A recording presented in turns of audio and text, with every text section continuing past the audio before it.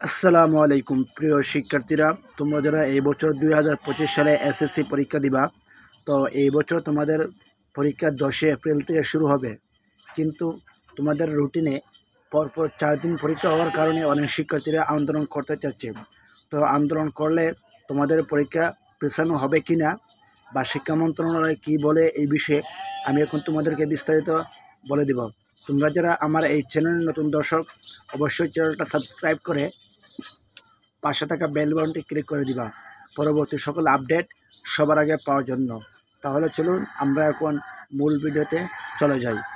প্রিয় শিক্ষার্থীরা, তোমরা যারা এই বছর 2025 সালে এসএসসি পরীক্ষা দিতে চাচ্ছ, তো তোমরা জানো যে তোমাদের রুটিনে পরপর 4 দিন পরীক্ষা।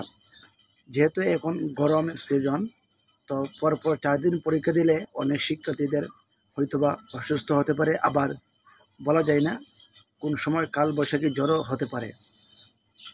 সব মিলে পরপর 4 দিন পরীক্ষা দেওয়া আমার মনে হয় না যে ঠিক হয়েছে। শিক্ষা বোর্ড বা শিক্ষা মন্ত্রণালয় এই বিষয়টা তারা কেন রুটিনটা সংশোধন করে নাই বা পরিবর্তন করে নাই আমার বুঝে আসে না। তো প্রত্যেকটা শিক্ষার্থীর দাবি যে তাদের রুটিনটা যেন পরিবর্তন করা হোক এবং পরপর 4 দিন না দিয়ে অন্তত একদিন গ্যাপ দেওয়া উচিত। পরপর 4 দিন এসএসসি পরীক্ষা, এটা কেমন হয়? 10 বছরের ফলাফল আসবে এই এসএসসি পরীক্ষার মাধ্যমে। 10টা বছর যে একজন শিক্ষার্থী পড়ালেখা করেছে, সেই পড়ালেখার ফলাফল এসএসসি পরীক্ষার মাধ্যমে আসবে। সে যদি ভালো করে প্রিপারেশন না নিতে পারে, ভালো করে পড়ালেখা না করতে পারে, তাহলে কিভাবে সে ভালো একটা রেজাল্ট করবে?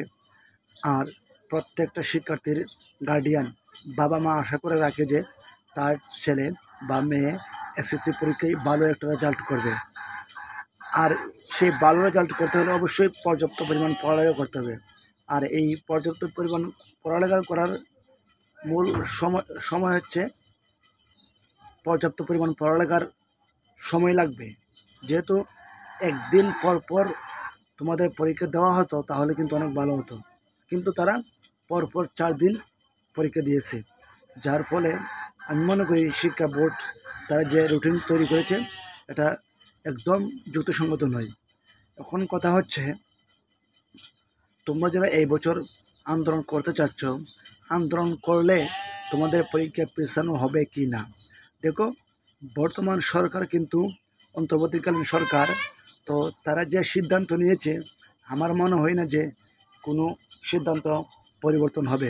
আওয়ামী লীগ সরকার থাকতে হয়তোবা তারা সিদ্ধান্ত পরিবর্তন করতো, কিন্তু এখন আমার মনে হয় না যে তারা সিদ্ধান্ত পরিবর্তন করবে। তো যারা এই বছর পরীক্ষা দিবা, তোমাদের পরীক্ষা 10ই এপ্রিল হবে।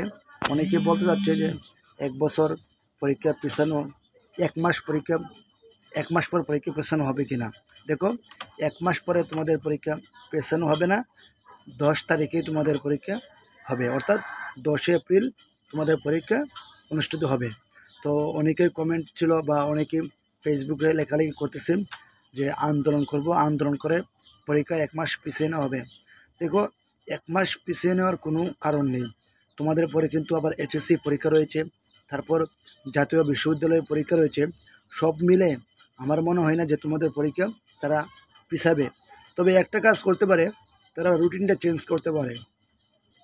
পরপর পরীক্ষা না দিয়ে 1 দিন বা 2 দিন গ্যাপ দিয়ে দিয়ে তোমাদের পরীক্ষা নিতে পারে, কিন্তু 1 মাস কোনোভাবে তারা পিছাবে না।